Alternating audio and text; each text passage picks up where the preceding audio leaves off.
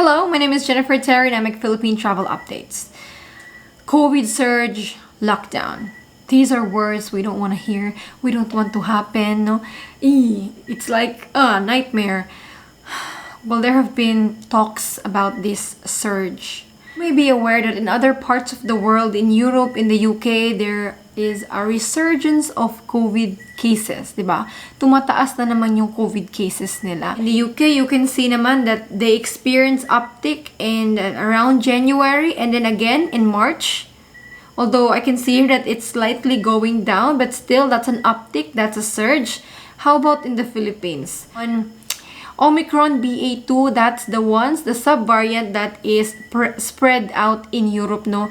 And you know, guys, usually for the last year, what usually happens in UK, in US, happens a month or a few weeks later in the Philippines, diba? We can see the future just by looking at other countries. And we can see nga even in the UK, there is a resurgence. And that could happen in the Philippines. In fact, the Department of Health says it is inevitable, hindi maiiwasan. Some businesses fear that this low booster rate of the Philippines may affect the economy.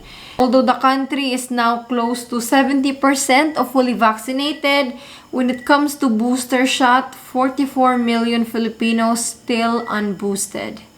No, the government missed their vaccination target. Like, we have an abundance of supply, pero not many people are going to the vaccination sites to get their booster shot. No, especially right now, na feeling nila wala ng COVID. Well, that's a problem because the vaccine effectivity wanes po. Hindi po siya forever.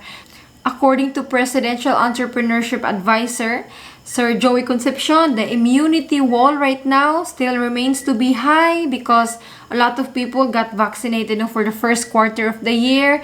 Many also got natural immunity from Omicron, but that will wane too. And this is why people have to do their part. We want to tell our fellow Filipinos that booster shots are very important. And please po, I'm encouraging every one of you to please get your booster shot if you're traveling to the Philippines or if you are here in the Philippines po. As of right now, to be considered fully vaccinated in the Philippines, just 2 doses, and if it's J&J, a single shot is enough. But I would not be surprised if in the future, guys, maging 3 shots na yan, like booster shot.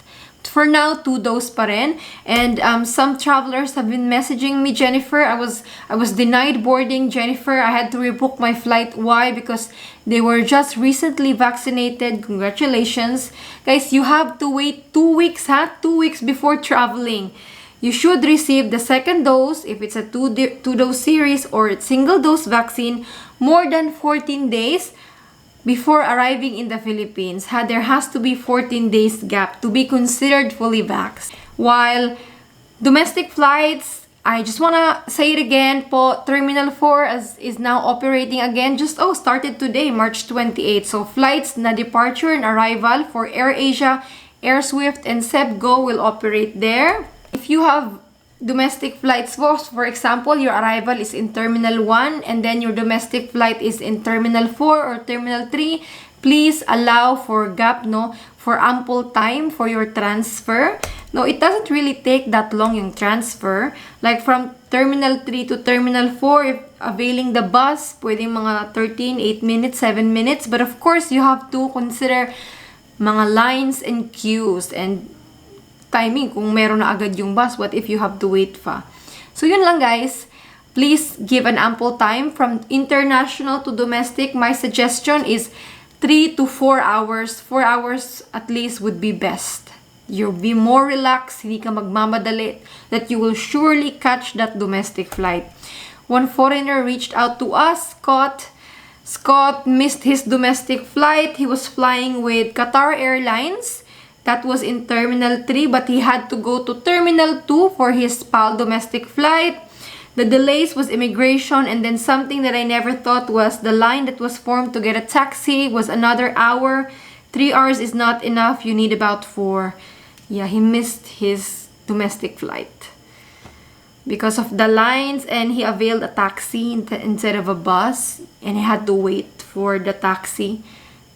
But if you ever need a taxi driver in Manila, I have these 3 reliable taxi drivers. They've been recommended by many of our kababayans. These 3 po, Kuya Johnny, Kuya Rainier, Kuya Leif. They are reliable. You can contact them through Facebook. I'll put their link in the comment section. You can message them there if you need their service. So as you can see, just today, this was the scene in Terminal 4. Ooh, plenty of people. Busy, busy, busy. So give ample time po. 3 to 4 hours from international to domestic should be enough if you know your way. It's almost 3 months now since we reopened to the world, and there is an increase in number of arrivals, especially that everything here is most relaxed. The Bureau of Immigration reminds to comply with your entry requirements for foreign tourists. Remember, a negative test result. It's your choice, guys, whether RT-PCR or antigen. It's your choice. While passport should be more than 6 months valid, vaccination proof, a travel insurance, an exit ticket, and one health pass QR code. Exit ticket leaving the country if not more than 30 days. I know many of you planning to stay more than 30 days. Jennifer, can I just tell them I'm planning to extend my visa or apply for a 9A visa? I'm sorry. This is just one of the entry requirements. We have to comply to it. So let us please comply with it to avoid any hassle or trouble upon check-in or upon arrival. As I've always recommended, you can buy a throwaway ticket, Cebu Pacific, Manila to Singapore, or you can go buy a rent-a-ticket, onwardticket.com. Use my link. For just $14, you can comply this requirement. Or buy a refundable ticket. You buy the ticket and cancel it, get a refund. That is all for today, guys. The message here is to please do our part to keep the Philippines safe and everyone safe.